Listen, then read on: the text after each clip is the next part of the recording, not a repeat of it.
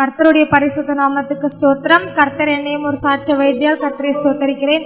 November 29 அம்பத்தூர்ல இருக்க access health கேருக்கு நான் interview போனேன். ரொம்ப பயத்தோட போனேன். ஆல்ரெடி இதுக்கு முன்னாடி ஒரு வாட்டி போனேன், நான் அதில் ஃபெயில் ஆகிட்டு வந்துட்டேன். அதுக்கப்புறம் அதே இடத்துல நிஷாந்த் அண்ணாக்கு ஃபோன் பண்ணி ஜெபம் பண்ணேன். அவர் எனக்காய் ஜெபம் பண்ணி ஒரு வார்த்தை கொடுத்தாரு. என்னாகுமோ 17:8. அதன்படியாய் கர்த்தர் எனக்கு அதே கம்பெனியில் எனக்கு வேலை கிடைக்காதபடி நிறைய சூழ்நிலை வந்தது. நான் இந்த இயர் செப்டம்பர்ல தான் என்னோட காலேஜை முடித்தேன். நான் எம்ஜிஆர் யூனிவர்சிட்டியில் படித்ததுனால எனக்கு எல்லா சர்டிஃபிகேட்ஸும் வர லேட் ஆகும். ப்ராப்பர் சர்டிஃபிகேட்ஸ் இல்லாததுனால நான் 3 ரவுண்ட்ஸ் இன்டர்வியூ கிளியர் பண்ணிட்டேன். ஆனால் டாக்குமெண்ட்ஸ் இல்லாததுனால என்னோட ட்ராப் அவுட் பண்ணிடுவேன் என்னோட HR சொல்லிட்டாங்க.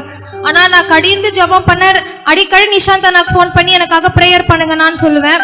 அவர் சொன்ன வார்த்தையின்படி அதே கம்பெனியில் நான் இந்த போன வீக் டிசம்பர் 16 போய் ஜாயின் பண்ண கர்த்தர் எனக்கு கிருபை கொடுத்தாரு. அது மட்டும் இல்லாமல் என் தாயாருக்காக நிஷாந்த் அண்ணா ரொம்ப அழுது ஜெபம் பண்ணுவார். ஒரு முறையும் வரும்பொழுது என் தாய் போன வாரத்துக்கு முந்தின வாரம் பெட் ஸ்கேன் எடுத்தோம். பெட் ஸ்கேன்ல அவங்க கேன்சர் பேஷண்ட்டே இல்லை, கேன்சரே எங்குமே இல்லைன்னு சொல்றபடி கர்த்தர் பெரிதான சாட்சியை என்னையும் என் தாயாரும் நிறுத்தினார். எங்களுக்காக நாங்கள் எப்போ எந்நேரமும் ஃபோன் பண்ணாலும் எடுத்து ஜெபம் பண்ற நிஷாந்த் அண்ணாக்கு ரொம்ப நன்றி.